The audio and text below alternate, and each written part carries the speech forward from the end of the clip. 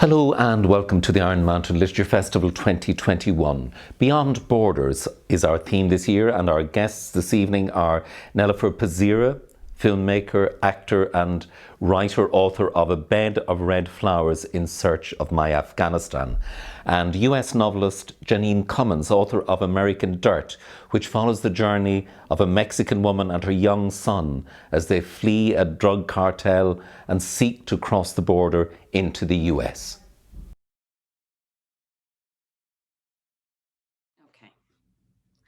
There must be three of them, because Luca can still hear two voices in the yard. On the other side of the shower wall, the third man unzips his pants and empties his bladder into Abuela's toilet. Luca does not breathe. Mommy does not breathe. Their eyes are closed, their bodies motionless. Even their adrenaline is suspended within the calcified will of their stillness. The man hiccups, flushes, washes his hands. He dries them on Abuela's good yellow towel, the one she puts out only for parties. They don't move after the man leaves, even after they hear the squeak and bang once more of the kitchen door. They stay there, fixed in their tight knot of arms and legs and knees and chins and clenched eyelids and locked fingers, even after they hear the man join his compatriots outside, after they hear him announce that the house is clear, and he's going to eat some chicken now, because there's no excuse for letting good barbecue go to waste, not when there are children starving in Africa. The man is still close enough outside the window that Luca can hear the moist, rubbery smacking sounds his mouth makes with the chicken. Luca concentrates on breathing, in and out, without sound. He tells himself that this is just a bad dream, a terrible dream, but one he's had many times before. He always awakens, heart pounding, and finds himself flooded with relief. It was just a dream. Because these are the modern bogeymen of urban Mexico. Because even parents who take care not to discuss the violence in front of them, to change the radio station when there's news of another shooting, to conceal the worst of their own fears, cannot prevent their children from talking to other children. On the swings, at the football field, in the boys' bathroom at school, the gruesome stories gather and swell. These kids, rich, poor, middle class, have all seen bodies in the streets, casual murder. And they know from talking to one another that there's a hierarchy of danger, that some families are at greater risk than others. So although Luca never saw the least scrap of evidence of that risk from his parents, even though they demonstrated their courage impeccably before their son, he knew. He knew this day would come. But that truth does nothing to soften its arrival. It's a long, long while before Luca's mother removes the clamp of her hand from the back of his neck, before she leans back far enough for him to notice that the angle of light falling through the bathroom window has changed. There's a blessing in the moments after terror and before confirmation. When at last he moves his body, Luca experiences a brief, lurching exhilaration at the very fact of his being alive. For a moment, he enjoys the ragged passage of breath through his chest. He places his palms flat to feel the cool press of tiles beneath his skin. Mommy collapses against the wall across from him and works her jaw in a way that reveals the dimple in her left cheek. It's weird to see her good church shoes in the shower. Luca touches the cut on his lip. The blood has dried there, but he scratches it with his teeth and it opens again. He understands that were this a dream, he would not taste blood. Jeanine Cummins, for people who don't know the basic story at the heart of your novel American Dirt, perhaps you'd tell us briefly about Lydia Perez, her son Luca, the people we meet there, and the forces behind this shocking massacre that opens the novel. Yes, so the novel opens just 2 pages before that passage that I read, with the horrific act of violence that befalls Luca and Lydia's family. It is a massacre wherein basically everyone they love in the world except for each other is murdered by a local drug trafficker, the head of a local drug cartel. This sets in motion the scenes of the whole story that follow. They become migrants by compulsion. They have no choice but to run for their lives. And the novel really is the story of their journey and how they manage to make their way to the relative safety of the United States. And in that kind of microcosmic journey of theirs, there's a multitude of journeys. It's an echo of the journey of hundreds of thousands of migrants from Central and South America trying to reach the United States. But I'm wondering what inspired this particular story, these themes, what prompted you to write the novel? Yeah. Oh, it's funny, whenever that question comes up, it's a difficult one because it feels, hindsight, it's a bit like rummaging around in my own psychology to try to figure out why. I don't know why, really. I can take a good stab at it. I moved around a lot myself as a kid. I was born in Spain. I lived in several different places in the United States. I grew up mostly in Maryland. And then I lived in Northern Ireland for a time before moving to New York. And so I've always been interested in stories of people moving around the world, people traveling. I wrote a book about travelers as well, set in Ireland. And so it's always been an interest of mine. And then I think when I first began working on this novel in 2013, I don't even remember what Earth was like back then. It was such a different, place in every conceivable way, pre-pandemic, pre-Trump administration. People were not paying attention then to the humanitarian crisis at our border. And I found it really interesting and weird and sort of awful that,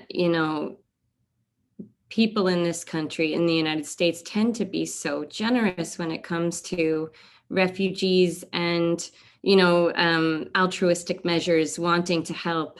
And yet, when the crisis is happening right at our border, when it is our own neighbors who are in need, we were very much wearing blinders at this time. And also sort of refusing to acknowledge the myriad ways in which we are complicit in creating the conditions that cause mass compulsory migration around the world. So, and then I thought the ways that we were conducting the national conversation around this subject when people did pay attention to it, which was seldom enough, I felt like those conversations were incredibly superficial. They were almost exclusively based on policy and ignored the humanitarian elements of the story entirely. And I just felt like there was room on the bookshelves for a story that would dig in really intimately to what it might feel like to be a young mother who finds herself in this place that begins to collapse around her and she has no choice. And what does it feel like to be that person who becomes a migrant, not because they want to, but because they must? And it becomes that really intimate journey and really intimate insight into the lives of these people. Some of the descriptions are quite extraordinary. You feel as a reader, you feel almost as if you're on the roof of that train, the beast that's moving across the landscape. You feel as if you're walking those barren, tough landscapes. I wonder, the research for the book, did you go to Mexico? Did you make some of those journeys? You obviously talk to people in migrant centers. You thank people at the end of the book. All of that must have been fascinating. It was fascinating. I pushed myself very well out of my comfort zone to do the research for this book. And it feels like evidence to me that taking those risks is worth it, because what I learned in those experiences, going to Mexico, visiting those migrant shelters, visiting orphanages, Spanish was my first language, but I am no longer fluent. And 5 years ago, I was even less fluent, 7 years ago, I guess. So going to Mexico and conducting interviews and trying to conduct this research in Spanish for me was incredibly daunting. But I was so moved by the people that I met. Not just the men and women, the sort of heroic nuns and priests who are running most of the shelters in Mexico. And the people who are doing the work of sort of documenting human rights abuses along both sides of the border. And, the women the patronas who make the food and bring it down to the migrants who are waiting at the train tracks so they have something to eat on their journey. People who drive out in the desert and leave water in places where migrants have died in hopes that no one will die in those places again. I just met so many astonishing people, but, most of all, the migrants who I had the honor of meeting and talking to, and who were incredibly open with me, generally, about their experiences and their journeys and why they were making this journey. And, it was encouraging to me to note that so many of them came with their eyes wide open. Like they knew precisely what kind of welcome they could expect in this country. And yet, so often it was, the only thing waiting behind them was almost certain death. So here they were, and it was, and yet like with a smile, very often the kind of hope and resilience that I saw along the migrant trail was just incredibly inspiring, and also sort of like made me feel confronted with my own privilege, my own cowardice, my own comfort, all those things. The reason why Lydia and Luca set off is because of the massacre. The reason the massacre happens is because her husband, Sebastiana, is a journalist who writes about the drug cartels, who names this particular man, and he sets these wheels in motion. And his family are wiped out because of that. And, a sign left on his chest after he's shot saying, "My whole family is dead because of me." And I think that sort of direct, vicious attack on journalists is a strong feature of the drug cartels of Mexico. Mm-hmm. It's terrifying. I mean, the statistic in the book that, I don't remember exactly what year, I think it was 2017 or 18, Mexico was the most dangerous country in the world to be a journalist. And that included like war-torn places. So, it remains true that telling the truth about the cartels is an incredibly risky business. The free press is an endangered species in Mexico. And it is the first attack on democracy. We're seeing some of these echoes in our own country right now about, how destructive it can be to a culture when the press starts to fumble. And to be sure, the men and women who continue doing this work in Mexico are taking their life into their hands, and they are doing it to save their country, to save their people. And they know the risks, very often they are writing under an anonymous byline if they're writing about the cartels. But even so, the cartels know. They know who's doing this writing, and they will find you. So it's, a Mexican journalist is a very brave and I think probably terrifying thing to be.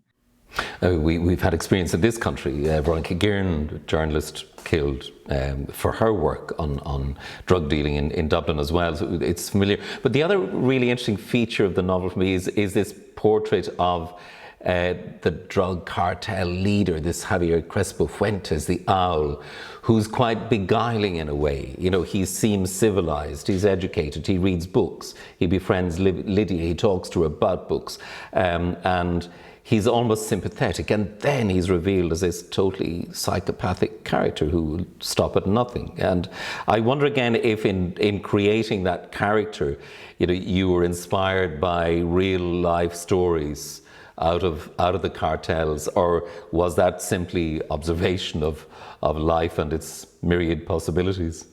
I think probably more the second. I think both things are true. But I think in my own life, you know, my first book was a memoir. It was a true story of a horrific family tragedy. And two of my cousins were murdered by four strangers. And this was a rip in heaven. Rip in heaven, yes.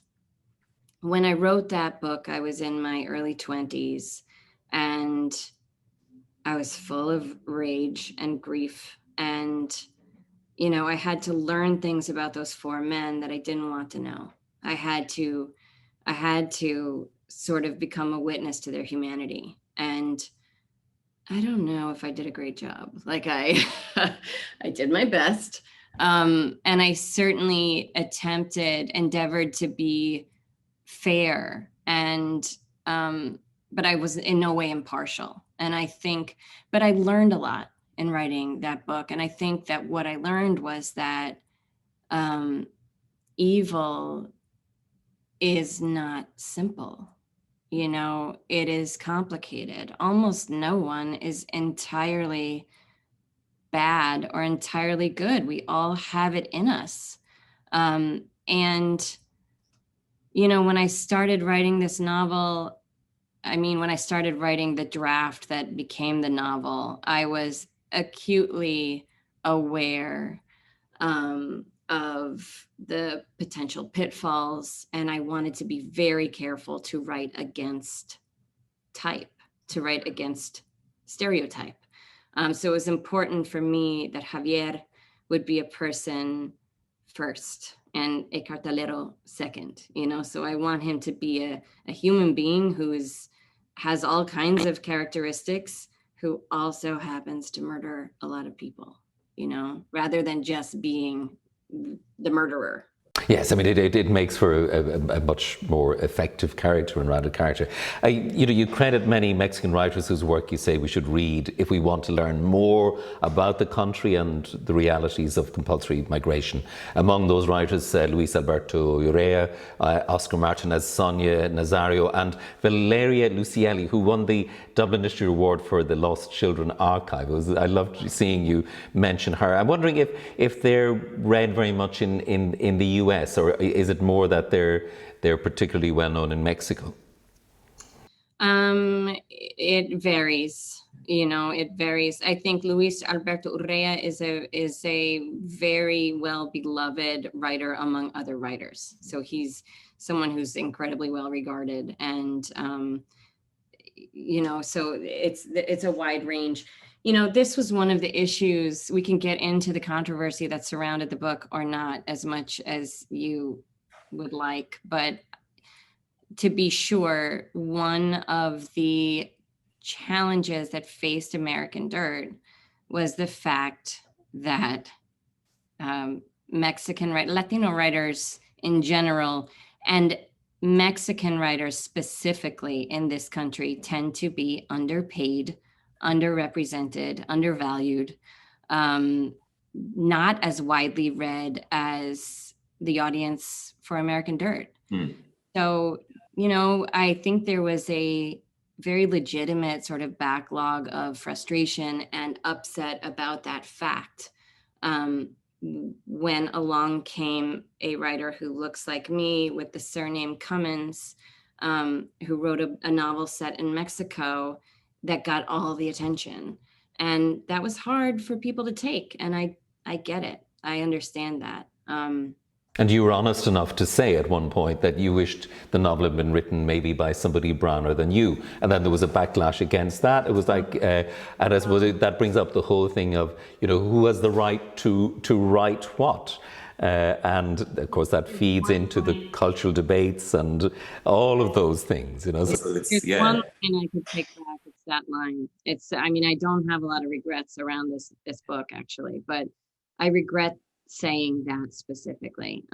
It really was I happen to be part Puerto Rican, and it was a moment of me sort of grappling with my own identity. Like, where is my place in this pantheon of people of color? Do I have a place? Do I have a standing in this place?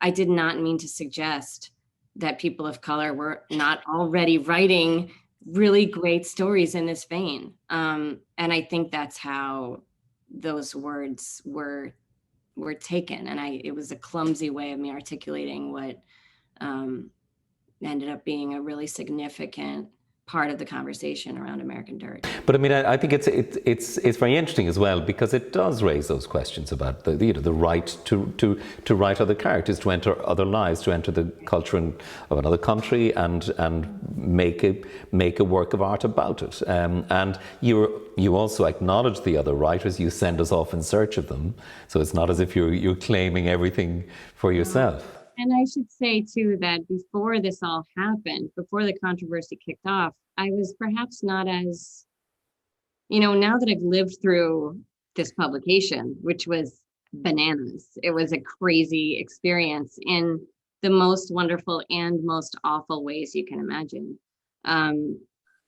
I have come to a very different place than I was when I wrote that line.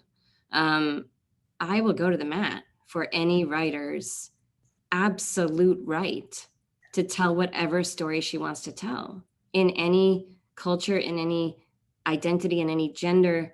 I think it's crucial that we have that liberty, that freedom as writers. If you're going to cross cultural boundaries, you have a responsibility to your book and to yourself and to your reader to do that carefully, with sensitivity, and to do the work, and I did.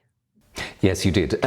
Coming back to the text, I'd mentioned that the novel captures brilliantly the horror of the migrants' journey through Mexico towards the US border, and the violence, the danger, the fear. You capture that. So, and the human connection and kindness at times of people who meet and really care for each other. I'd love you to read a passage that captures a moment from Lydia and Luca's journey on the roof of the Beast, that goods train that so many migrants use to travel north. And there's a moment where, very striking passage, where the migrants run into the law. You might read that for us. There are 3 trucks, all black and white with enormous roll bars, and together they speed across the roadless dirt and sidle up beside the tracks, spewing gravel and dust behind them. There are at least 4 agentes standing in the back of each truck, plus more inside, and they're all kitted out like they're going to war. Luca stares at them with his mouth open. They wear boots and knee pads and helmets and giant studded Kevlar vests and gloves and dark black visors so you can't see their eyes. Their faces are entirely covered by black balaclavas. Each one of them has weapons strapped all over his body and a really large gun slung diagonally across his chest. And Luca can't even begin to imagine what they'd need all that weaponry for, just to catch a few migrants. And then he also thinks it would be impossible to tell the difference in all that gear between an agente federal de migración and a narcotraficante in disguise. And Luca isn't sure there's much difference between them anyway, because a gun is a gun is a gun. Luca pees his pants. No one cares. Migrants are spilling over the edges of the train. The ladders are full, and some men don't wait their turn. They jump from the top, and Luca cringes as he watches them land. One man doesn't get up again after he leaps. He writhes on the ground, clutching his broken leg. Many stumble and puff when they hit the ground, but they have to make a swift recovery. They stagger and pick up speed. Luca has many questions, but he understands that now is not the time to ask them, so he listens to Mommy and does exactly as she instructs. They are the last ones to reach the top of the ladder, and the only good part about that is that it's empty now. All the men have gone, and Luca can see them loping like jackrabbits through the fields, but it's no use. Luca can see that it's no use, because La Migra has planned the raid perfectly. The train, where they are now, is in the middle of just fields and fields and fields, all harvested, flat, brown, and bald. There is nowhere for those migrants to go, never mind how quick or clever or jackrabbity they might be. As soon as the migrants disembark from the train, they are done for. There is no town, no building, no tree, no bush, no ditch, no cover. And Luca nearly opens his mouth to share this observation with his mother, to suggest that maybe they'd be better off staying put, when the train engages its brakes and they all lurch forward, and Rebecca loses her grip on the ladder, and Soledad lunges for her but misses her hand, but then catches her stringing hair only because it has come loose in the rush, and when she hauls her sister back in by the hair, they are both crying. They can all taste their hearts in their throats, and Luca says nothing at all as the train finally pulls to a jerky halt. They run, not because they have any feeling that they might actually escape, but rather against the certain futility of running, because their terror compels them to run. They run because every one of them understands that if they are caught, when they are caught, all the hard-fought progress they've managed up to this point will come to an abrupt end. Whatever they have suffered in order to get this far on their journey will have been for naught. They understand that the best-case scenario now is to be captured by a man who obeys the dictates of his uniform, a man who will detain them and process them and then erase their entire journey and send them back to wherever they started. That is the best case scenario. On the other hand, they know this capture might not be bureaucratic at all. Perhaps there's no one waiting to process them, fingerprint them, and send them home. Instead, this capture may turn out to be much more nefarious than that. Kidnapping, torture, extortion, a finger chopped off and photographed for the threatening text they will send to your family in El Norte. A slow, excruciating death if your family doesn't pay up. The stories are as common as the rocks in this field. Every migrant has heard them. They run. Jeanine, I suppose in a way your book could hardly have hit a greater moment of relevance than it did, with the migration crisis on the US-Mexican border, then Donald Trump's pledge to build a wall. Now the Biden administration struggled with increasing numbers of migrants, especially child migrants arriving into the US. And more recently, the controversy over the treatment of Haitian migrants, the rounding up on horseback, all of these things that are, it's like this issue that is burning there. And I presume it's going to be a big issue in the midterm elections next year. Are you surprised at the reaction of the new administration, of the Biden administration, to this? Oh, I am, and I'm not. I'm disappointed. I'm tremendously disappointed by their failure to improve our immigration policy, their failure to reallocate funds in a way that makes more sense, keeps us all safer, and is humanitarian. It's a mess. Unfortunately, this problem predated the Trump administration, and it's going to be here after Biden is gone. And the thing that I find, I think, almost the most disheartening when it comes to, our political end of this story is, I've spent the last year and a half talking to book clubs all over this country, from rural, farm people in Iowa, in Miami, in Los Angeles, New York, coast to coast, all over the country. Immigration is not a red and blue issue, as our media and our politicians would have us believe. There's a whole sea of purple out there. You know, everyone wants a solution to this problem. I have barely met anyone of any political stripe who thinks it's right to be taking children out of their parents' arms at the border and detaining them. Nobody wants this. But the fact is that there is no greater pawn in our current political system than the migrant, because both sides are using migrants to sort of prove their own political stripes and point the finger across the aisle at what the other party is doing wrong. So if they were to solve the issue, they're kind of undercutting their own ability to grandstand. So I don't know how you get around that. I don't know. There are so many things we could be doing immediately to alleviate the suffering at the border, and we are not doing them. I am disgusted by what I see in the current administration. I don't even know what to say about it. It's I can imagine one might be at a loss, especially, you know, as you've been there, as you've met many people. And, you know, some of the names that popped out at me from your thanks and your acknowledgements were Father Pat Murphy of the Casa del Migrante in Tijuana, and Padre Dermot Rogers and friends from St. Peter of Rome Catholic Church Mission.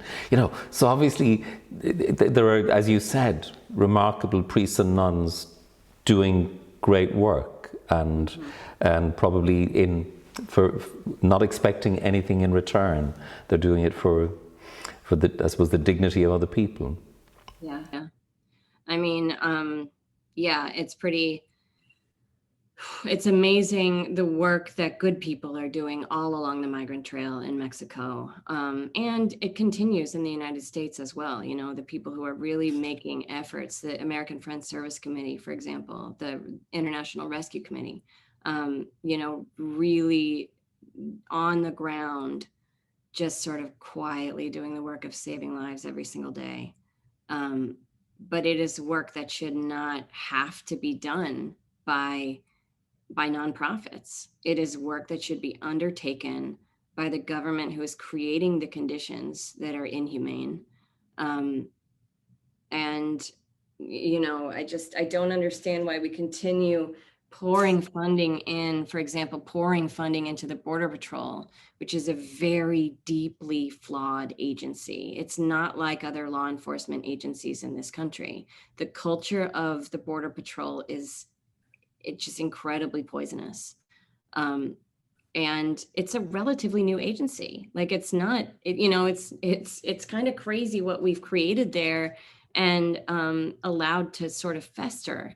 And meanwhile, we have like an 18-month backlog in our immigration courts. Why don't we fund judges? Why don't we fund the judicial system that we can, you know, so that we can actually hear the asylum cases of people who are suffering and, you know, make those decisions and move forward.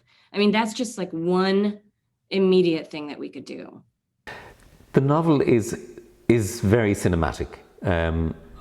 Will it be a film in time? And I imagined I could see it on screen. Well, it's like a fortune teller kind of a question. I did sell the movie rights, but that means almost nothing nowadays. You know, it's like, it's one thing to sell the movie rights. It's another thing to see the movie actually come to fruition. I would love to see a movie. I would love to reach an even bigger audience with this story. On the other hand, if I'm being selfish, from my own personal point of view, like, the publication was enough. Like, I don't really want to, I can only imagine the circus that would ensue if this became a feature film. So I'm kind of just leaving it up to whatever goes on beyond my control. What are you working on now? Yesterday, I wrote 5 terrible pages that will not exist in any novel. I've written a couple of essays. I have an essay coming up in an anthology in November called Moms Don't Have Time to Have Children. And I really am trying to feel my way into a new novel, but it's been tough, you know? I mean, the reception to American Dirt was so extravagant. It was so over the top in both praise and condemnation that that feels like a heavy thing to be carrying as I try to start writing again. And so far, you know, I took like a full year to not write anything at all because I was just trying to unpack what had happened. And, you know, I wanted to make sure that when I was ready to embark on another novel, that I would not be writing into my fear, that I could write from a place where I, you know, wrote American Dirt, which was like I was sort of liberated by a lot of what was going on in my own life. And I just plunged in without caring what anyone would think or say about the book. And for better and for worse, that is the place that I need to be before I'm going to write anything good again. And I think I'm not quite there yet. Yeah, you will be. You know, it's it is obviously a huge weight of pressure, and I get the sense as well that this book, you know, has had a profound impact on your life in more ways than simply the public reception to it, but actually in your own experience of that life in researching it. Yeah, and even beyond the researching, I should say, you know, my dad died while I was writing this book, and his fingerprints are all over this story for me. It's very much a story about my grief, and it's so that my brother keeps joking. He's like, I hope nobody has to die for you to write another good book. Like, what are you waiting for? And I really hope that's not the only good catalyst for me. But to be sure, it was a significant factor in the way the book developed. Yes, of course. Often that channeling of grief, but it can also channel many other emotions as well into the creative process, and I'm sure you will. Janine, it's so good to talk to you. Thanks so much for chatting to us. And I'm wondering if we might finish with a last reading from American Dirt. This, I suppose, again, this significant moment before the end, where there's a point of a near arrival, which again must be a kind of a touchstone for so many people seeking to cross that mythical and hard border. Okay. You know, before I read this, I should just say, I don't know if you noticed when you were sort of suggesting passages that I might read, this is the only place in the book where the word American appears, apart from when I'm describing the American flag or Central Americans as proper nouns. And the reason that I use the word here, you know, as a Latino person, I have an acute awareness of the ways that the word American has been sort of co-opted by the United States. And I understand the exasperation of the Canadians, for example, and they're like, okay, America, you know, like America is actually 2 entire continents worth of people. It's not just this country that I live in. And so I was very careful not to use the word in that sort of hijacked way in the book. And when I used it in this passage, it really felt to me like a nod to all the territorial things that word has come to mean. So I just wanted to press. Well, I think it's also powerful to use the word dirt in conjunction with America, rather than American ground or American soil. There's something very visceral and powerful about dirt. Thank you. Okay. They're in the far west of the city, only steps from the border, and Soledad paces the street outside, up and down the hill, watching the emptiness on the other side. The border is unnatural here, a sharp and arbitrary line that slashes through the desert, restraining the surging city behind it to the south. There is almost nothing Soledad can see on the northern side of that line. Perhaps there really isn't anything over there, or perhaps whatever's there is hidden by the buckles and folds of the landscape. On her third trip down the hill, she goes a little farther and finds a remarkable place where the landscape funnels into itself. There's a bald patch of dirt beside the road and a little berm built up there that looks like a ramp. Indeed, the berm is higher than the fence because of a significant dip where the border is lower than the road. Soledad stands on this ramp and her heart soars across like a bird. She could almost run and launch herself across. She might manage to jump it from here. She scrambles the few feet down the gravelly embankment to where the rusty red fence digs into the earth, and she wraps her fingers around two of the thick red posts and leans her forehead against the bars, and she can see very clearly then that the fence is only a psychological barrier, and that the real impediment to crossing here is the technology on the other side. There's a dirt road over there that follows the jagged landscape wherever it leads. The road is worn smooth by the regular accommodation of the heavy tires of the United States Border Patrol. Soledad cannot see them, but she can sense them there, just out of sight. She sees the evidence of their proximity in the whirring electronics mounted on tall poles that dot the hillsides. She doesn't know what those contraptions are, cameras or sensors or lights or speakers, but whatever they are, she can sense that they're aware of her presence. She sticks her hand through the fence and wiggles her fingers on the other side.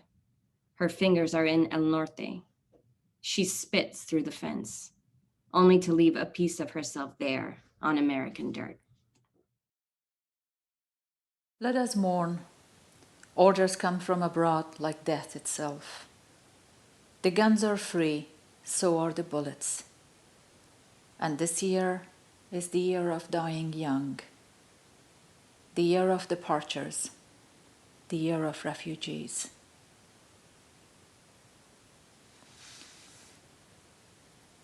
At dusk, the downtown Kabul district of Deavranan is cloaked with grey clouds and grey smoke. The early spring rain has left dirt and water across the paved roads. For over a decade now, the highways have not been maintained. The potholes have become deeper, the city's drainage system more derelict each year. It's not cold, but we all lag our arms around our bodies as if shivering from fear. We all walk fast, very fast, hoping to get away from everything and everyone. It's been 10 years since the beginning of the war. Who started it? Who will end it? These days, we are so tired that we wish to forget. But is it possible to forget about war when minute by minute, hour by hour, and day by day, we feel that something bloody and terrible is about to happen? The curfew starts at 10 every night. But there is another unspoken curfew that is imposed not by the communist government, but by fear, a curfew that sets in much earlier. Which is why at this hour, a cocktail of bicycles, motorbikes, pickup trucks, white and blue buses, red and orange minibuses and yellow taxis, all overcrowded, are merging into a river of traffic. People flood along the main road between the vehicles to reach the two bus stations. Vendors scream their hearts out in a desperate attempt to sell their apples and beans, spinach and meat. Fabrics are measured and cut at speed, 4 customers at a time. Even the clouds are racing over my head. I move with the crowd. Meeting familiar eyes means a nod. Stepping on someone's muddy shoes means a whisper of sorry. Hitting someone on the shoulder brings a shrug. My only thought is of reaching the bus station. Upon a pedestal, a uniformed officer stands with a handheld stop sign and a whistle controlling the traffic. His eyes almost invisible beneath the white peak of his hat. I can see only the tip of his nose and his narrow chin. He appears to be smiling, but it could be fatigue. He is dressed in a grey uniform with white collar and cuffs, and black military boots. There used to be street lights at the intersection, but now there are so many power cuts in the city that we hardly remember them. People are fighting to board the buses, standing in rainwater and dirt so thick they cannot see the ground underneath their feet. There are few buses left and little fuel, so people stuff themselves into the vehicles 3 times as many as the rules permit, hanging from the front and back doors, teenagers climbing through the windows, their bodies still dangling outside the bus when it moves away. Chaos is normal for us. Fear, anger, panic, and waiting, always waiting, is our life. 10 years, and we have been watching the gradual deterioration of life, not just seeing it, but living it. To protect ourselves from thieves, we young women have to be ready to nearly throttle a total stranger, or to punch his arm, back or face, or to shout an obscenity at him. Physical and verbal harassment on the streets is so common that we don't even talk about them anymore. It is an accepted part of war. An empty bus arrives and we circle like bees around the doors, breathless in our effort to push them open. Suddenly, a massive explosion makes the ground tremble beneath our feet. The shoving and pushing stop. There is silence after the clap of sound. I move my arms and shake my legs to make sure I am in one piece. Thank God I am untouched. I began to hear screams and cries of pain.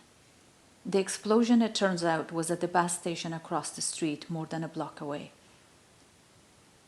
We barrage our way towards the doors of the bus. All that matters is the hysterical, unstoppable desire to escape. As the semicircle of people gets larger and more frantic, I hesitate just for a moment, and I am pushed out. I decide to try the driver's door and go to the other side of the bus. Just then, there is another terrific explosion, followed by a third. I cannot move.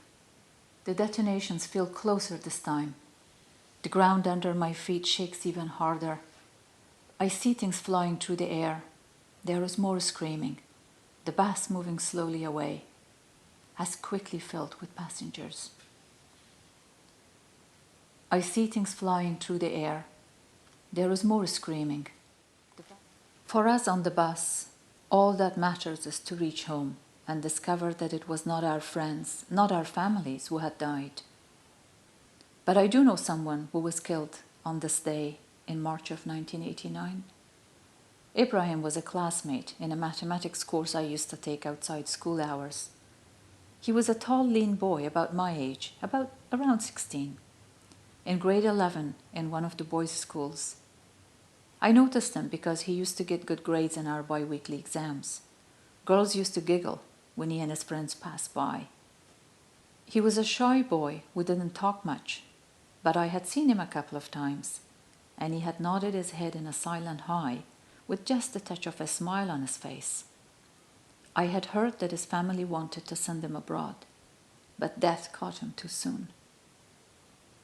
I can't bring myself to go to Ibrahim's funeral. I want to forget about those who die, not remember them. Otherwise, my life is going to be dominated by dead people. My mother and father attend lots of funerals, family, friends, neighbors. I admire them for their courage, facing all that misery and pain, listening to each individual's story of loss. My mother, Jamila, is the one who tells me about Ibrahim. She was attending another wake in the same funeral home when she heard about him and saw his mother and sisters. The 2 sisters, one with a baby, were crying, my mother tells me. But his mother was like a wooden stick, dry and silent. My mother goes on talking about how many funerals were held in that one place that day. The city's funeral homes were built for ordinary times, not for war. The 2 funeral homes downtown are packed each day with several services going on at the same time. My father, Habibullah, has only Fridays off from his work as a doctor to visit neighbors and friends to offer his condolences. But my mother, who works half days as a teacher in one of local schools, has more time to attend the ceremonies. Dressed in grey, brown, or black suits, Jamila arrives home each day from funerals, looking more tired, more upset. Each evening begins with her words, "God forbid no family should go through this." But God doesn't forbid, and the Afghan government and its opposition forces, the Mujahideen, the holy warriors, make sure it is not forbidden. The funerals continue. Nelofer Pazira, that's an extract from your book, A Bed of Red Flowers in Search of My Afghanistan. And it's a book described by Khalid Hosseini, author of The Kite Runner, as written movingly, honestly and lyrically, the story of Afghanistan itself. And that's one of the things that struck me reading it, is that Afghanistan comes alive so clearly, so vividly, that it almost becomes a character. And your deep love for it is so apparent. Tell me a little bit about the making of the book, the journey that took you to writing it, the journey out of Afghanistan to Pakistan and Canada and into a whole new language. Well, I was 16 when we left Afghanistan. But of course, I grew up in the war during the Soviet occupation of Kabul. Now, again, my experience was only based in living in that city.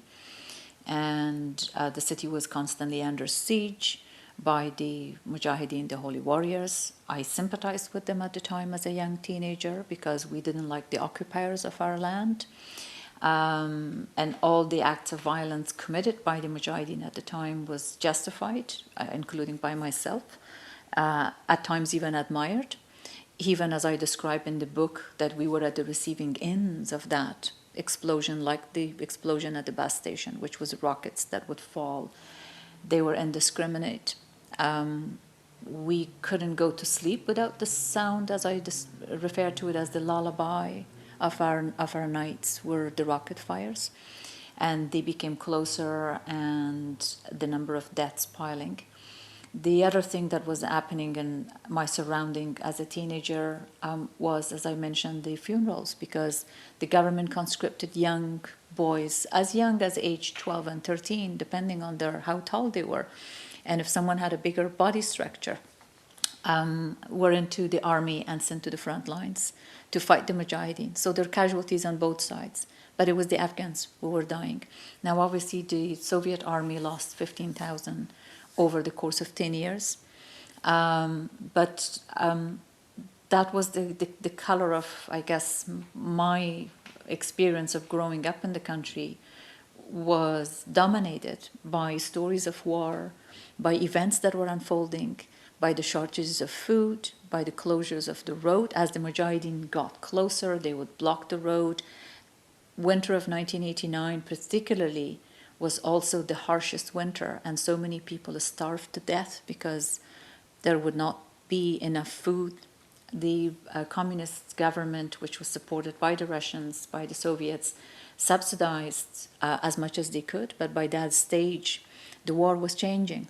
The Russians were leaving the country, and they no longer wanted to subsidize the Afghan destroyed economy. And as a result of that, of course, there were shortages of everything. You couldn't go and find, even a pound of or an ounce of flour in the market. So black market was thriving. And so there's criminality. There's the police state as well at the same time prior to that. So as a little girl, I always remember going to bed and a knock at the door at 2 o'clock in the morning where someone would just come and walk around and search your house. There was no explanation ever offered. And if you were wise enough, as you learned, you don't even ask. So that was kind of my upbringing. It also had some happy moments in it too, because obviously, we had my family with both my parents were professionals.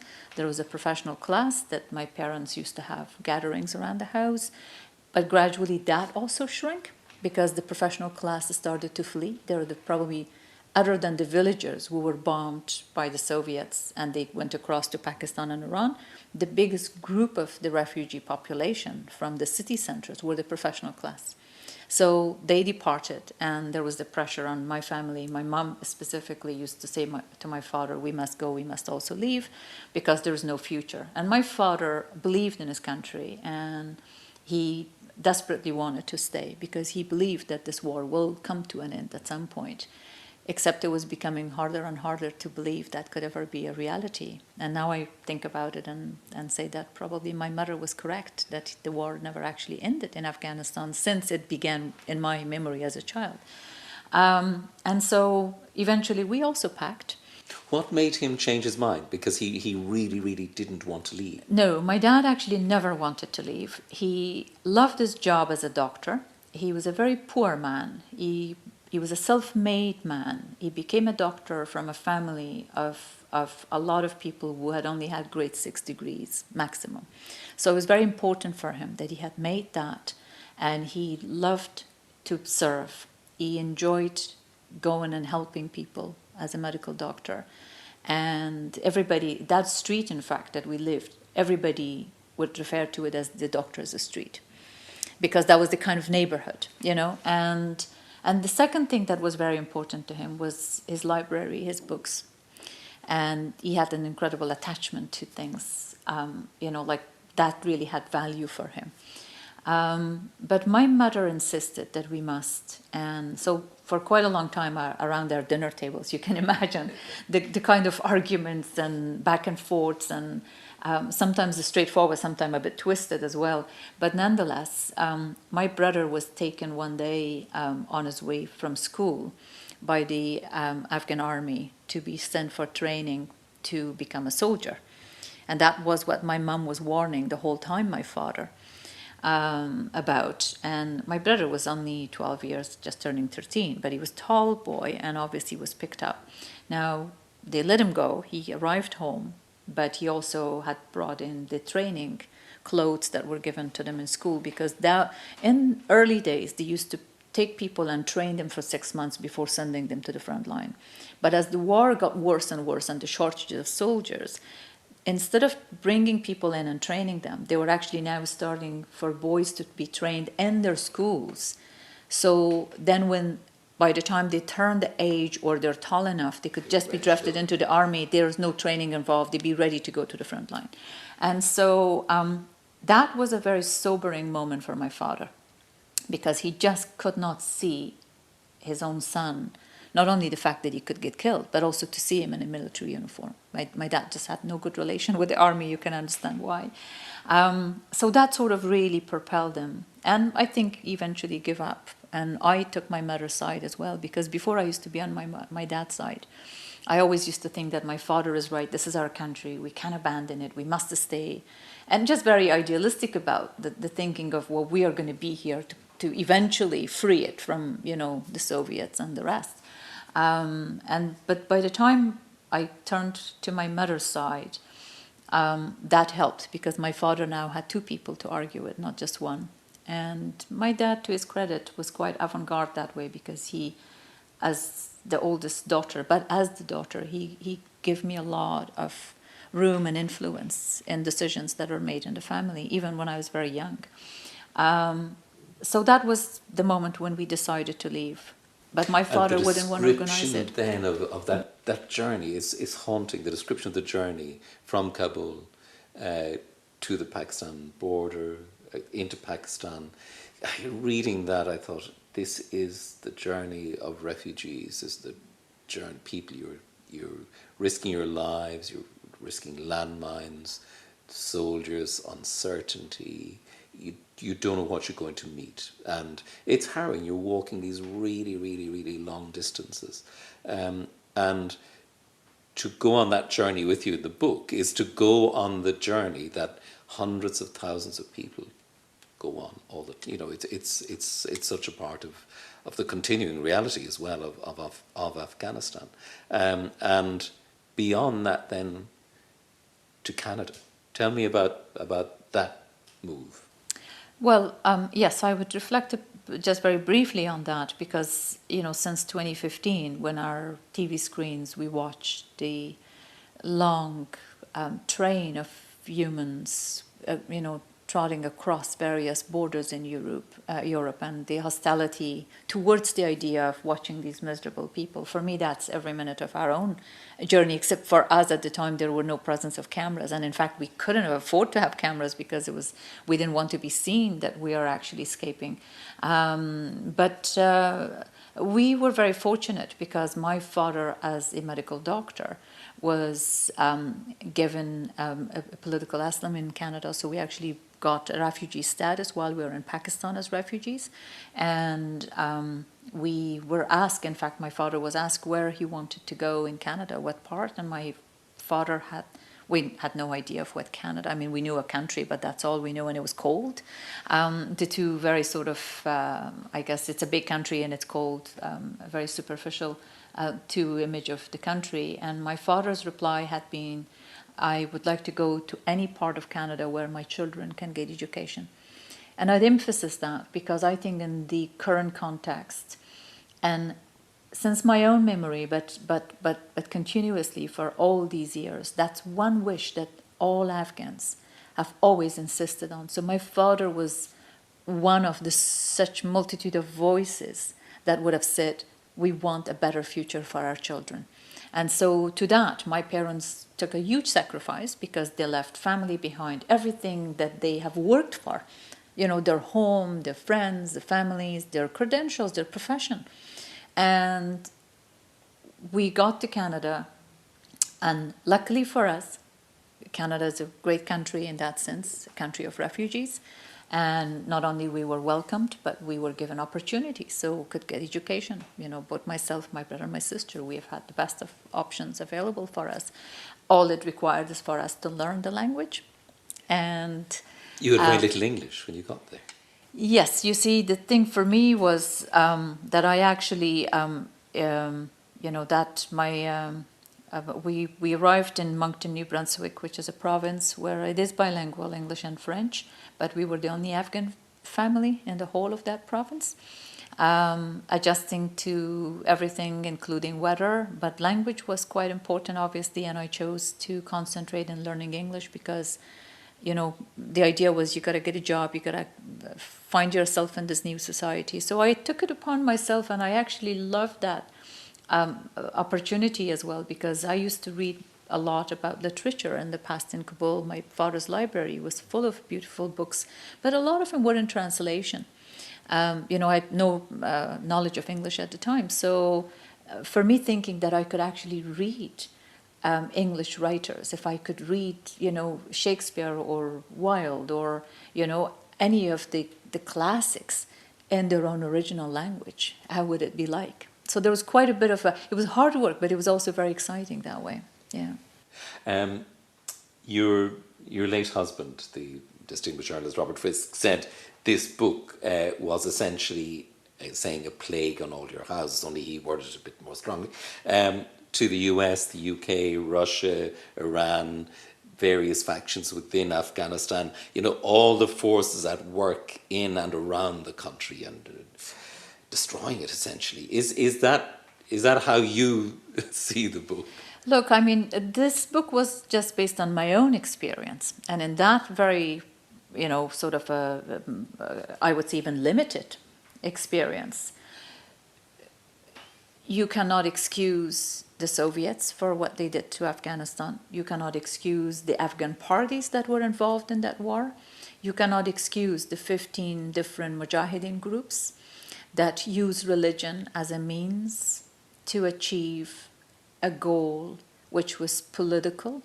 So the politicization of religion by these groups and misuse of it and abuse of it. And so I could never excuse them, no matter what their accomplishment at the end they would claim to be. And they never got a free Afghanistan. I believe the Russians just got tired, and eventually with the Cold War changing, they left. But the Afghans are always constantly trying to feel very romantically proud about defeating the Russians. It's a good thought, but I actually fear that Afghans were more used as catalyst and fuel in that war. You can excuse the Americans and not just the Americans, but Europeans, and the rest of the Muslim countries, which also funded these Mujahideen, the more lethal weapons that were given to them, the more money that was made available, the more number of bodies and deaths and funerals accumulated for us in our lives. So I cannot find myself to excuse any of these powers around the world, and including the Afghans, we took part in that. Some by choice and some, unfortunately, maybe not as much by choice, but they became part of the same cycle that has still to this very day is dominating the life of a 16-year-old girl today in Kabul, and who is not even able to go to school at the moment. So obviously for me, the book was a cry to the world that we really need to think differently, and where is this going to end? Because starting wars are very easy, and it's quite beneficial for a small clique of people. But no one can end it, and it's very difficult. And that's what we are seeing unfold at the moment. And we'll talk about that in a little while. Again, in the book, you go to Russia. Very striking. You meet former soldiers, you meet some of their families, you talk, if you like, to the other side, and you hear something of their testimony, of their experience.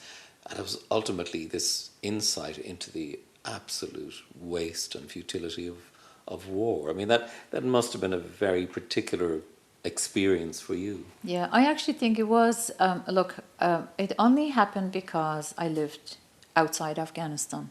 Because when you live in that conflict, your focus is on survival, and the hatred that sort of, I guess, it culminates and gets nurtured inside you because of the experience of war around you. You don't even know it's hatred. It's deep down ingrained in there. And I became aware of it in the early days when we were in Canada. I was attending English as a second language classes. There were 2 Russian guys in that class, of course, was also learning English. And I remember the first immediate morning at around 8:30, the teacher said, introduce your name and say what country you're from. This was our first lesson. And we were sitting around the same table. I said, I'm from Afghanistan. They just give me a look. And when they introduced themselves and said they were from Russia, I just almost freaked out. And we had a short break. And then when we came back to the class after the short break, we sat separate from that table. There was 2 tables in the room. They went on the other table with another group of people. For the 4 months that we were in that class, we never spoke to each other.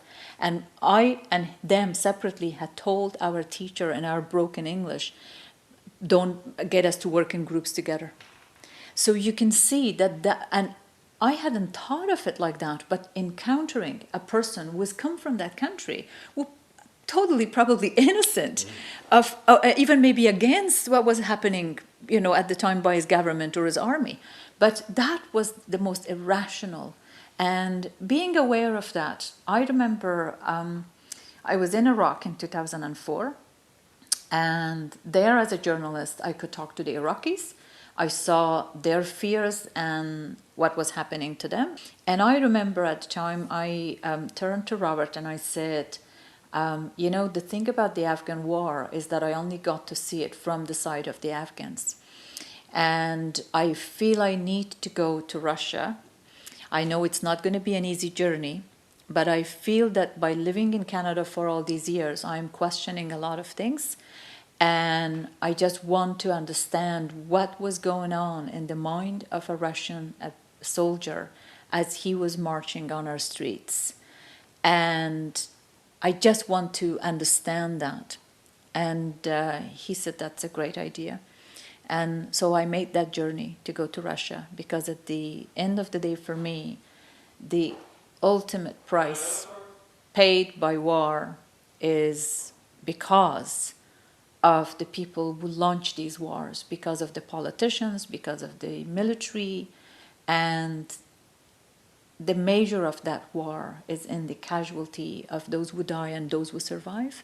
And even the soldiers who go to fight that war, they too come to reflect upon it. And now I've seen as well that a lot of soldiers in Israel, a lot of soldiers in many other countries where there's been continuation of conflicts, that they reflect and they find it very difficult to justify their own behaviors. They're tormented by them, as I discovered in the case of the Russian pilot, to go and just indiscriminately drop bombs. And the Americans have done it as well, unfortunately, and the NATO have done it as well in the recent years.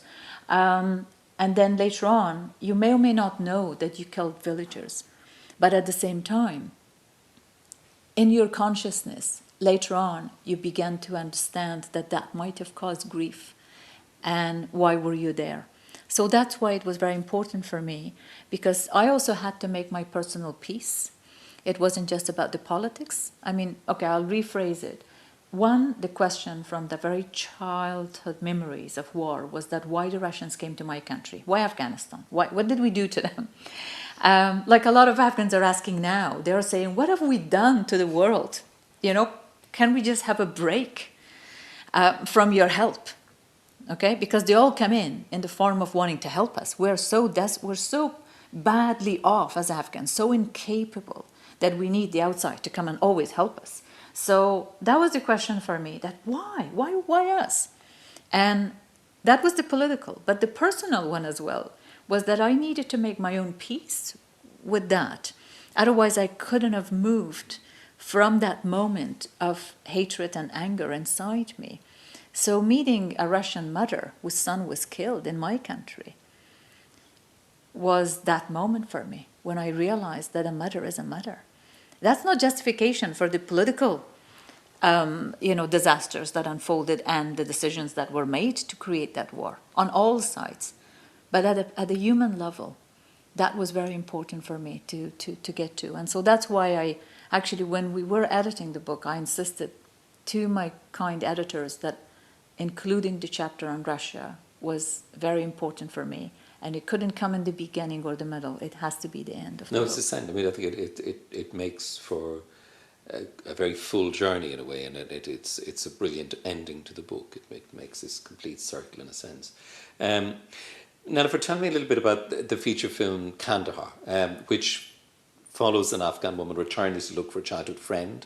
Very, very strong echoes of your own story, and you write brilliantly about the process of making that film in the book, but also in the film you play that character.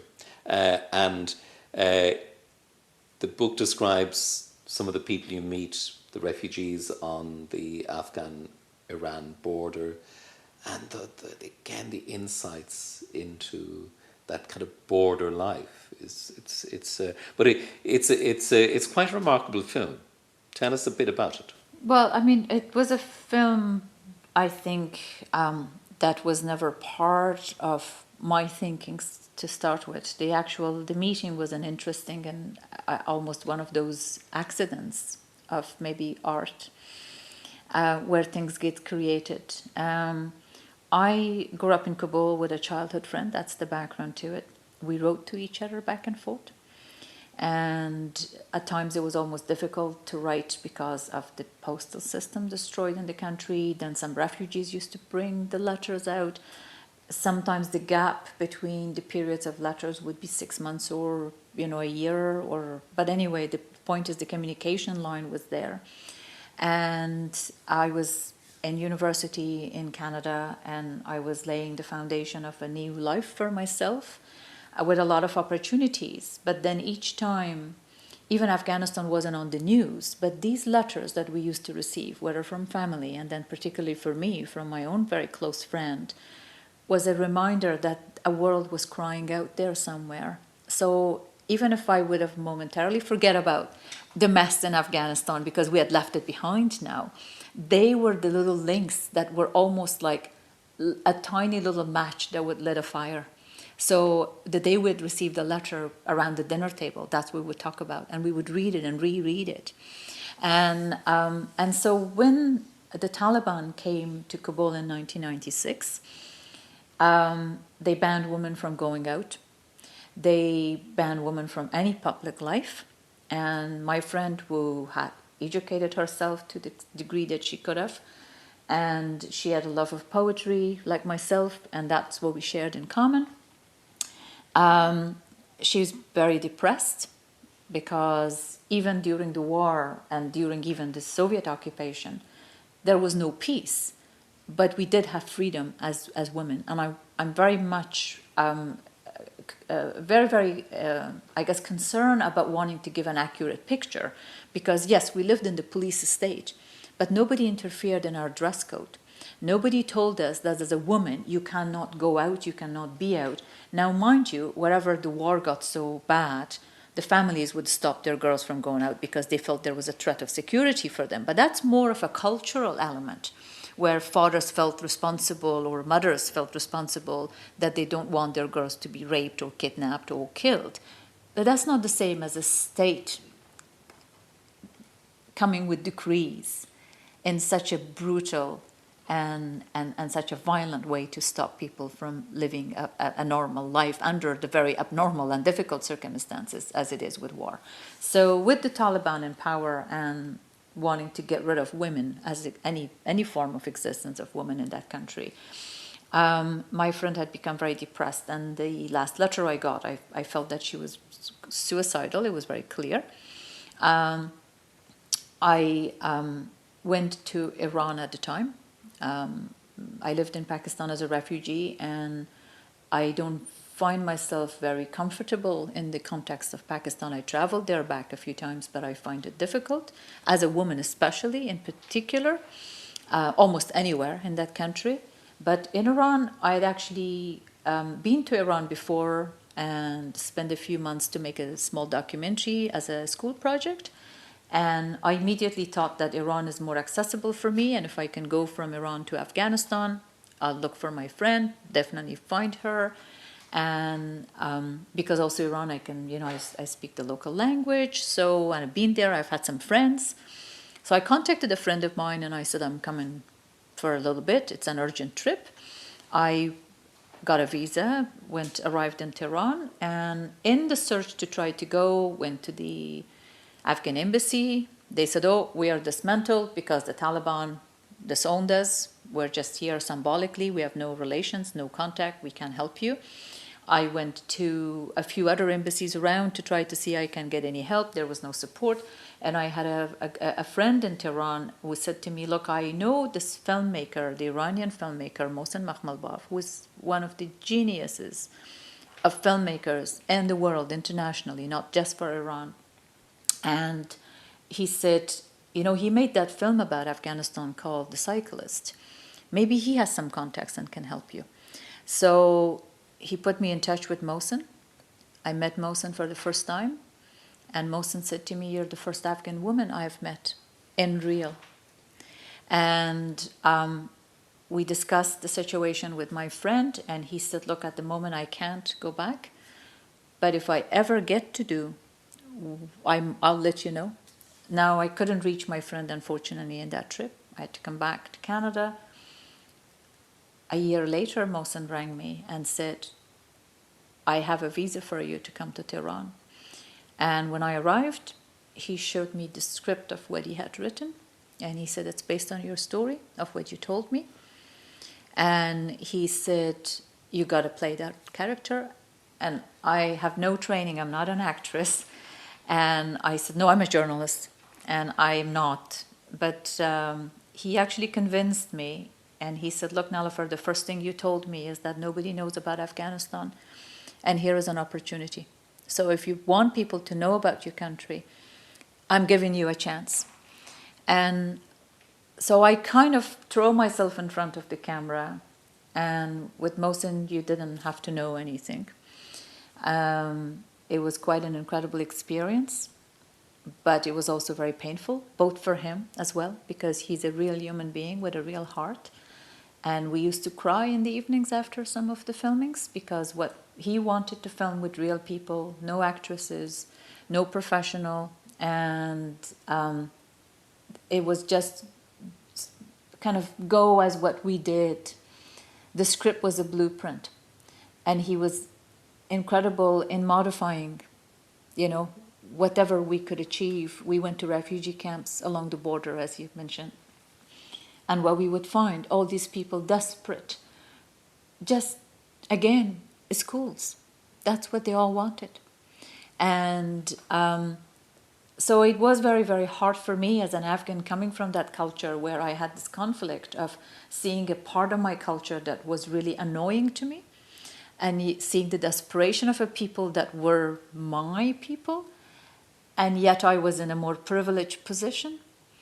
So we made the film, and the idea was that the film was just going to probably screen somewhere in Iran, and I forgot about it. I went back to finish my master's in Canada, and I got a call from him and said, oh, it's going to be premiering at Cannes, and would you come for it? I said, no, I have no time. I have to finish my thesis. And he said, but Nelofer, it's quite important because it would be a chance for us to talk about Afghanistan. I'm committed to talk about Afghanistan, not about the film, to anybody who wants to talk to me. And you have to be here. And I said, fine. So I actually went very casually to Cannes. Not at all interested in the red carpet, and I still am not really interested in the red carpet, quite honestly, even after knowing it. It's a great festival. We had an incredible welcome. We talked about Afghanistan. The film was reviewed. We did a lot of interviews, but it was a very small little window. Nobody really cared as much about Afghanistan and our cry for help until September 11th happened. And after September 11th, all of a sudden, the world discovered Afghanistan on the map. And then I was thrown into this open field of talking about Afghanistan and Afghan women, and because there was not many other people. So that was kind of the journey of that film, but it was based on that very painful, personal sense of loss, which was a childhood friend. And yeah. What happened to your friend? She did commit suicide. Yeah. What we forget, even in the current context now, is that during the Taliban won, the first round of Taliban, the 4 first years before the Americans bestowed their grace of invasion upon us, Afghan women were totally depressed. The number of suicide among women were the highest. The public stoning to death of women was a spectacle for others to see. But what we didn't see behind the closed doors were that a lot of the very, ordinary lives of women who just lived under the war, and they were already at the brink of basically losing their strength. The Taliban rule pushed them over that edge. And there was a lot of suicides. To this day, people are actually not really talking about it. And it's just seen as, another casualty of war. But it is a particular category. And now people are talking about women, and Taliban have this kind of a luxury at their hand to try to say, we would cater to the world if they recognize us. They're using women as a weapon, as a means of this transaction for power. But what they are not realizing is that the generation of Afghans now, as much as they're strong as well, but they're also very vulnerable.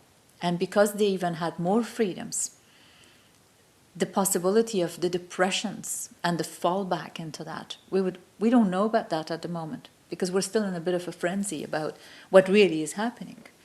But so that's what happened to my friend. And for me, she's the symbol of hundreds of others who'd gone through that moment of desperation, and there was no help.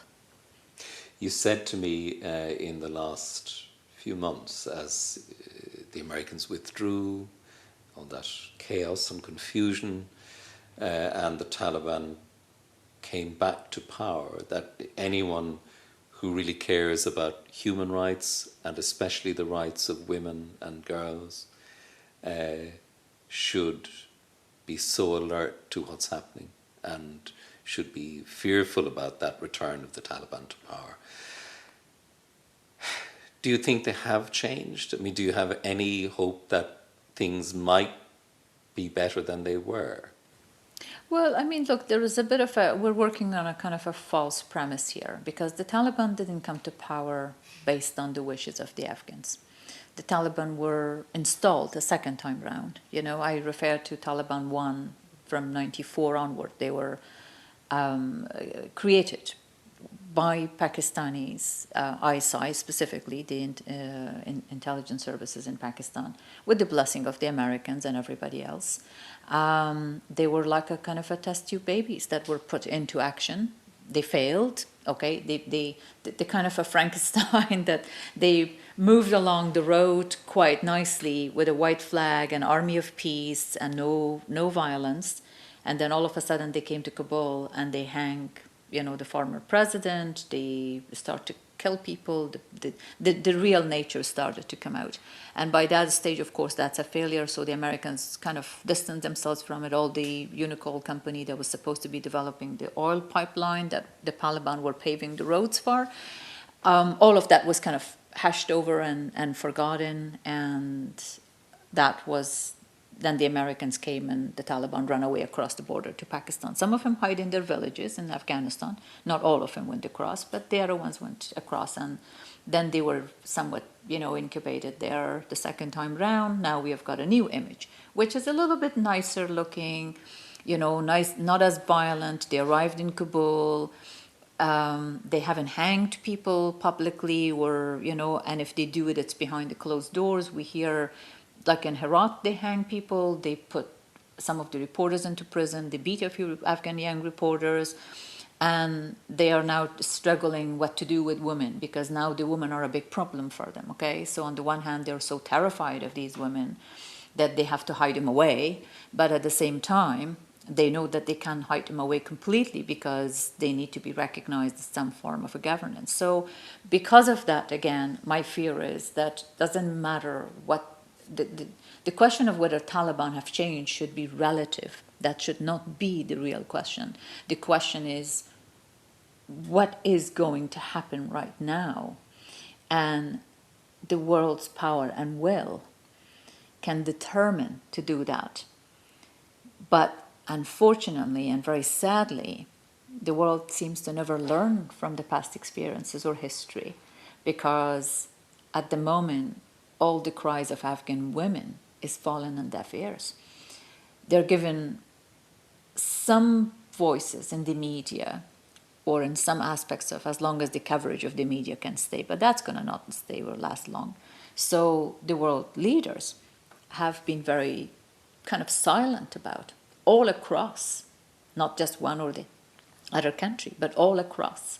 And all they had tried to do is that to relinquish that responsibility by saying, we're going to send aid money because people are going to starve. The winter is coming.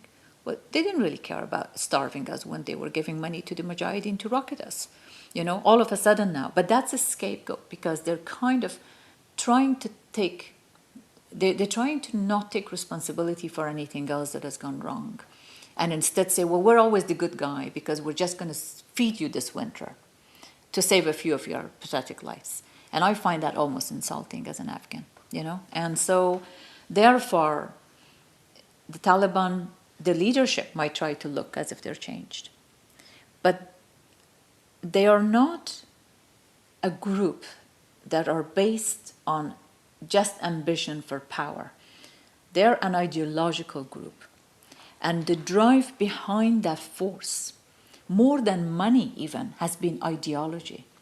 And if that ideology is particularly framed in a certain way, it's like if you have a nationalist, ultra-nationalist, or an extreme nationalist group, and if they have a frame for their ideology, it is very difficult to divorce that from the actions of that group. In this case, it's the Taliban. Their ideology is an extreme interpretation, abuse and misuse of religion in some ways. And how can you separate them, even if they try to kind of shift the frame a little bit? But the base of that ideology is what it is, and that's not going to modify. They haven't gone in 20 years to Pakistan to moderate their views. So do you think that the fact that we kind of smile and say, well, they haven't actually killed as many women, therefore they might have changed? Or just because women are forcing their own ways and protesting in the streets, but then they're, of course, tear gassed and sent home. And they're just buying time. And they may have got smarter at at projecting an image as Oh, well. they've got very smart. They have now, the masters behind, they have actually managed that theatrical aspect so well that they even speak English. They even try to be open to the press. We want to collaborate. We want to cooperate. We want to be legitimate. Oh, and we have changed. And I like to somehow deep down say to myself, like I did with the Russians, don't demonize. So let's assume they're not good people. Let's assume they are also a byproduct of the war in Afghanistan. Let's assume that they have been indoctrinated in this mentality. Do I want to treat them as human beings and give them an opportunity? I ask that question and I say to myself, of course I would. But I want to know if that human being down there is still capable of humanity. Or is this just a monster that once given an opportunity is going to destroy? And if I have a premonition, an understanding that the monster is going to, then no, I will not want to give that person a chance. You know, it's the conflict that all of us, most of us Afghans are actually going through. And it's not just particular to me, but you so can... To give even the possibility of respect, you have to get it back. You have to know that it will come. Exactly. And you have to have some trust and assurance for that. And how can you automatically trust a group of people who brutalized an entire population? And they became creative in their methods of torture when it came to the minorities. You know, the way they treated the Hazaras and the way now they're doing exactly to the Panjshiris. So it's not just one group. And because of that, of course, I pause. And my only solution is that I kept advocating, and I'm not hearing a lot of other voices joining in to say, we have to accept that, yes, there is a part of Afghan society that adheres to this ideology, okay? Let's just accept that. We have to reconcile. We give them an opportunity as a political party. If they have the support of a population, by all means, they should be representing that. But in the framework of a proper government, in the framework of even an interim government, but not as the rulers of the country with a green card to go about to rule as they wish. The all-male rulers of the country. Thank you. Nelofer, we're here in the home you shared with your husband, Robert Fisk, in County Dublin. Robert, this pioneering, brilliant journalist and writer. And I should say actually that I phoned Robert in, I think it was back in 2017, to invite him to the Iron Mountain Festival. Spoke to him on the phone in Beirut and he said, yes, count on me, I will come. I can't come this year, but maybe next year. And it didn't happen. But we remember him with great affection and respect. And you were one of the producers on the documentary This Is Not a Movie, made I think in 2019. Yes. Which looks at Robert's work in the Middle East, in I think Lebanon, Syria, Palestine. And it hasn't been shown here yet in Ireland, but it is being shown in the Irish Film Institute in Dublin on the 30th of October. Tell us about that documentary, because I know a lot of people will want to see it, because it was huge respect for Robert and his work in this country. Yeah, Robert, it is because of him that I am here. He felt very much at home in Ireland, and he became an Irish citizen, and that was a very proud moment for him. Which happened, and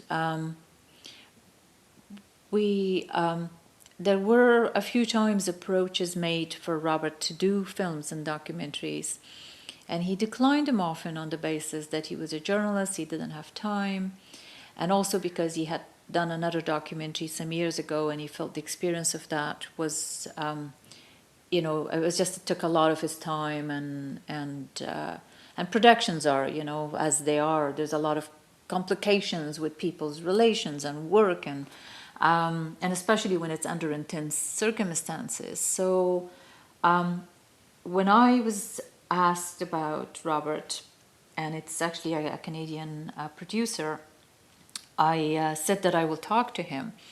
And I remember very much in the bottom of this very garden in here, because we were on a little holiday, so to speak. And I said, would you do this documentary? And he said, absolutely not. At this time in my career, the last thing I want is to be compromised, because believe it or not, some director is going to decide they're going to cut a shot out, or they missed a sound, and that will mean politically something very important has been left out, or the funders would put pressure, and so I don't want to get involved. And I tried to explain to him is that no, it's and he said, oh, I don't want a film about me. That absolutely not. And I said, look, why we have a discussion and think about this over. So we went on for quite a while discussing, and eventually I said, what if someone just follows you around? And he said, that would be fine, as long as they don't interfere in my work and in the process of what I do. And so we kind of agreed that we would have a camera crew to follow him around. And then I also said to him is that you have to accept, that whatever views there are, and you're well known enough that people know when you speak. So no matter if even the documentary may not necessarily communicate that as precisely, there is still many venues that is already established. So there's no fear of being compromised in that sense. I was trying to kind of, I guess, convince him of that. But anyway, so he agreed. And by the time we put everything together with the production team in Canada, and we had a co-producer in Germany, and got our, all our public funding together, and the director, which I'm very delighted that we actually have a Canadian director who is of Chinese background. And the interesting thing about him is that he's a very good filmmaker to start with, but secondly, he had no notion of the Middle East. And that was very appealing to Robert, because he met with the director, and the first impression he had is that the director knows nothing about Middle East, but he also doesn't lecture people about it. And that's a good sign, because he's willing to see it for himself and learn about it. And so the director, decided how we wanted to film. We provided him with the research. I worked very closely with him in terms of all the background information, what he should read, what he would need. And our director of photography was actually an Iraqi Canadian, and he was on the set of Hurt Locker, and like a very accomplished camera and the director of photography. And so the director and the cameraman came to Beirut. They spent some time, followed Robert around, and we then from there, they actually came here as well. We did a bit of filming, but not a lot here in Ireland. And then we went to do some of the other countries, just following Robert. And Robert made it clear, I do not want second takes. I don't want you to stop me and say, can you say that again? Or you get what you get, and if you don't have it, sorry, that's it. They accepted that. It was a big challenge. And they accepted that, and they actually moved with Robert, and they used to find him relentless. I remember the director saying to me, and he's younger than me, a lot younger than me, and he'd go, Nelofer, how do you keep up with him? But that was Robert's incredible energy and that beautiful mind of his. Just layers and layers of information and knowledge and human experience, not just knowledge from books. And so we worked for about a year of filming around. Then it went into the can, and as we call it in the film world, in the edit suite. The first cut, and Robert didn't know that it was almost a little bit more autobiographical. He would have never agreed to that at first. But the director and I said to him, look, Robert's going to be very upset about this. And the director said, Nelofer, it's my film. It's my point of view. Sorry, that's how it is. So that's where it's kind of a hybrid. So it's Robert and his life and his journalism. And it was the director who said to me, Nelofer, you see Robert as your husband. He's, the man in your life. And you respect him and honor him as a journalist. But Robert is an institution. Yes. That's what the director, and he said that's what he is. So his method of working is a school, and I want to capture that. And I said, sure, it's your film. Obviously, you have to respect. Directors have the final say. They have the license. Okay? And so the film was made, and Robert had refused to see it. He said, I don't want to see it. Don't talk to me about it. He didn't want to be involved in the production. And when we got the premiere in Toronto Film Festival for 2019 in September, that was in fact the last festival before the pandemic. The big, sort of in real life festival in Toronto. And we said to Robert, would you watch the film? And he said, I'll see it on the big screen. And because of an interview, he had to watch it to do the interview before the actual big screen. And at first he kind of said, it's not bad, but gosh, I'm watching this and I'm saying to myself, there's a lot of Robert Fisk in there. I mean, his sense of humor was just incredible. But then he watched it with the audience in the Toronto Film Festival, and that was quite incredible because he got instant ovation. People wouldn't leave the theater, and they were just wanting to shake his hand and thank him. And I'm so glad that he had that opportunity to see, in that sense, the fruit of his dedication and his work as a journalist and as a humanist. Here it is. It's a record. Yeah. You're making an archive and library here. I think you both started to do that and planned to do it anyway. You'd always said that Robert wanted all his material, all his papers to stay in Ireland. I think you went back to Beirut after he died and brought back books and papers and his desk. Yes. It's very moving actually to be in the midst of your shared lives and his books and papers and that feeling of connection to so much history and life. What's your hope longer term with an archive? Who do you hope would access it or use it, or how would you like it to be used? Look, I mean, for the last 20 years, actually, when I count from the first time I met Robert, 25 years now, 24 years, but for the last 20 of it, obviously, we've worked together as colleagues, and I did a lot of photography for some of the articles he would write, and then I'd do my thing and he would do his own work. But both of us, strangely, as I more and more think about it and discover, had very similar characters and personalities, that we both loved books and papers. Could give anything else away, but not books and papers. And I remember maybe about 10 years ago, I said to him, Robert, what are we going to do? Because we combined, actually. So what I did is we had a home in Toronto, and I had a big library there. So I brought that library over. And he was also bringing books from Lebanon gradually. And we combined our libraries, our papers, sort of to create our, let's say, retirement plan, so to speak, as we called it. Not that we would ever retire.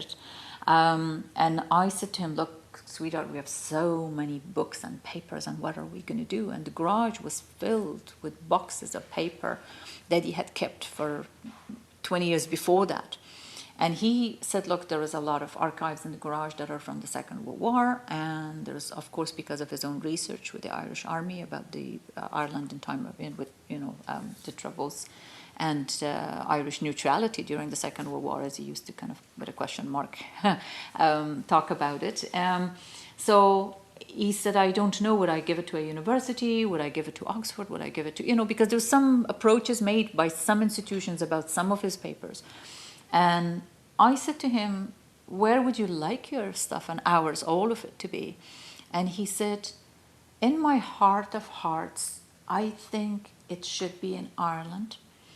And the people here deserve to have access to all of that without having to travel to go anywhere. And I said, well, that's a good idea, so shall we do it here together? So we actually built a little extension, and exactly for that purpose, to store and to preserve all that. And after Robert died, I eventually, when I cleared the Beirut apartment, I brought all the books and papers from there as we had discussed it, because that was our kind of plan.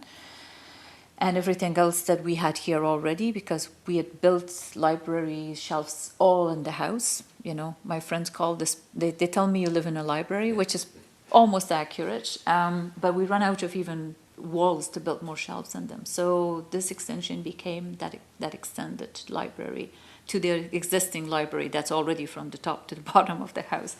And so what I've been doing in the last few months is, which is part of my grieving as well, is that because him and I discussed it, and I'm the only other person who kind of knows where what is and what it should be.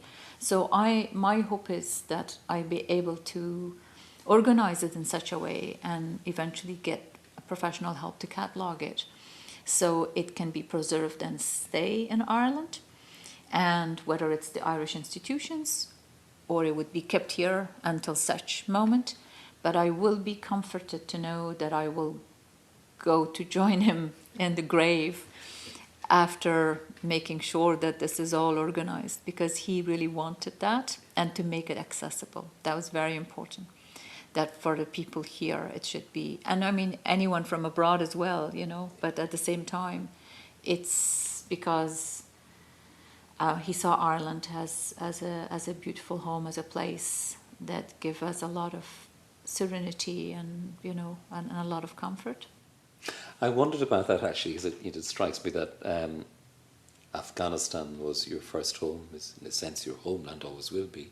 Canada became your second home. Is there a sense in which Ireland is becoming a little bit of a third place for you? Look, home is a big word. Hard to describe it and define it, and it changes all the time. I think of course my roots are Afghan. They will always be. My mother language is Persian, and I don't think in Persian as much, but I do read. You know, I love Persian poetry. It's part of my life, and everything else about that beautiful, rich culture that sustained me through and allowed me to have an open heart to live in Canada. And because of the nature of what Canada is as a society, a very open society, I was very fortunate, and I still as well very proudly speak of my identity as a Canadian. But because Robert brought me to Ireland, he introduced me to this beautiful country, and here what I found in common is this resilience in the Irish. I think their sense of resilience speaks to my Afghan side. Their idea of freedom and independence, and not necessarily in a political sense, but just as a person in human sense. I respect that because it's something I also feel very akin to. And because we were going to live here for the rest of our lives, and Robert wanted to be buried here, and so would I be buried with him. And therefore I feel, of course, this is already given a home. You know, it's not like something I'd have to really struggle with or think about it. And it's privileged. It's privileged because I have a country, a beautiful community around me, especially so after losing Robert. I feel that they've become all my family, and I'm grateful to each and every one of the people here, the graciousness, the kindness. That's not to say it's a perfect society, it's not to say you don't have any problems, but that's the same anywhere in the world. And as someone who is privileged now to live here and be here, I would also look and reflect upon this society in its full, with all its goods and bads. I'm not going to turn a blind eye and be very romantic about it. But at the same time, I also want to acknowledge that because of Robert and because of his view of Ireland, of course I have a great sense of affinity. And so, yeah, so it's, I guess home is where your heart is. Nelofer, thanks so much. Thank you.